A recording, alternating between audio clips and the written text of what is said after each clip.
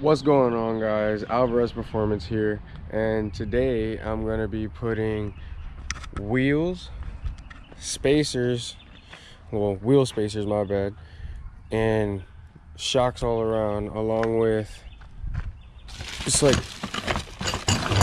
spacers for springs to give it a lift. So let's get into it. Now I'm going to loosen up the wheels before I lift it up, because I don't want to lift it up and then not loosen the wheels because they're going to spin. I don't have a gun, so I'm using this.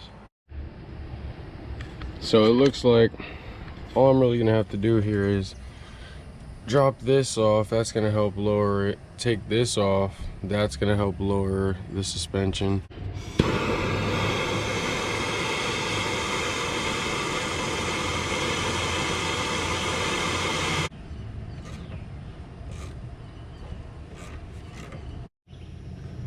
So now I'm gonna be loosening this bottom bolt that holds the whole bar on the bottom of the suspension. Now I'm gonna be taking off these two bolts right here for the shock, and the upper one nut for the shock, like my broken snap-on ratchet.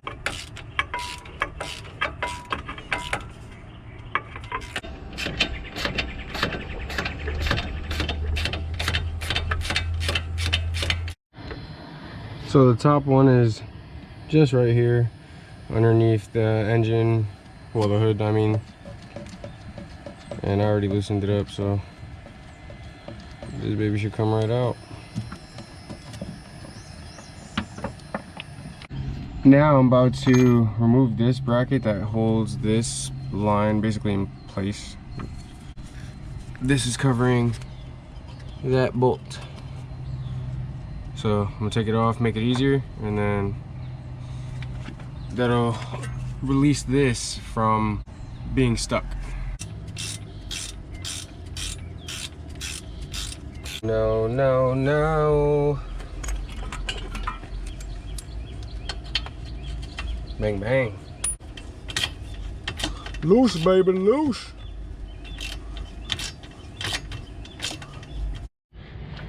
Now the spacer's on. I had to take this off, or the bump stop, my bad. So I compressed the springs and everything, but I was having trouble getting clearance anyway.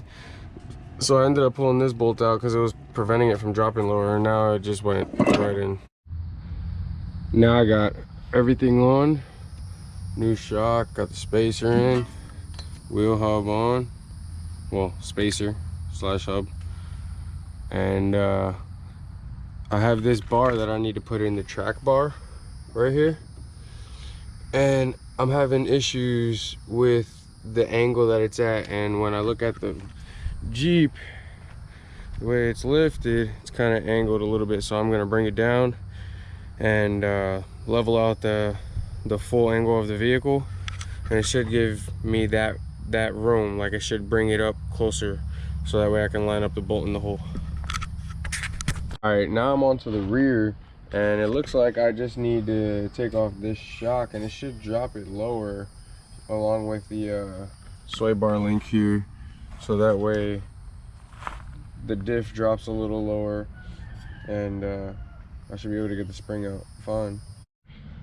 Now everything is off, and I got the jack holding the weight of the diff, and I'm about to add the spacers. So right here, when using wheel spacers or putting any wheel on period, this surface should be clean. It should never be left like this. So I'm just gonna take a little bit of sandpaper and scrape it off. It's nothing to mar it. I'm not sitting here trying to make it perfect, but I'm not trying to have anything raised up on it, because especially when putting wheel spacers on, it can get sketchy. So now everything is on.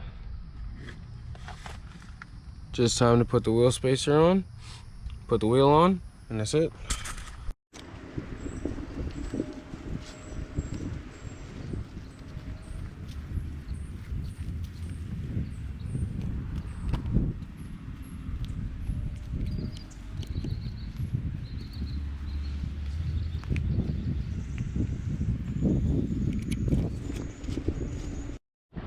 Well, here's the finished product.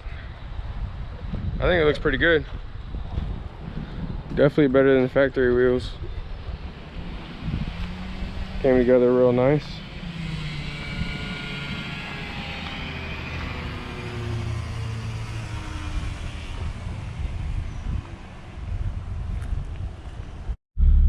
Alright, let's give it a little test drive. So it does rub. Already I heard it. If I turn all the way right, and if I turn all the way left, because this side is right, other side is left. Yeah. Oh, I hear it. So it's rubbing only when the body sways, because when it's sitting still it won't.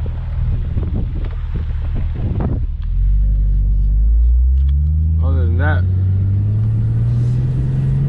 feels great. Drives pretty smooth. No other noises otherwise. Look, I turned the steering wheel decent. It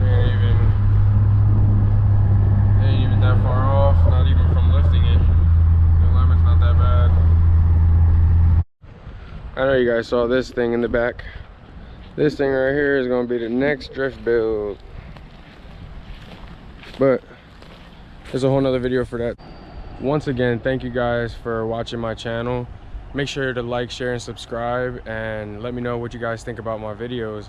And another thing, the old wheels for that Jeep right there is for sale. So if you want them, I mean, super cheap, probably like $100 bucks, 150 bucks if you want them.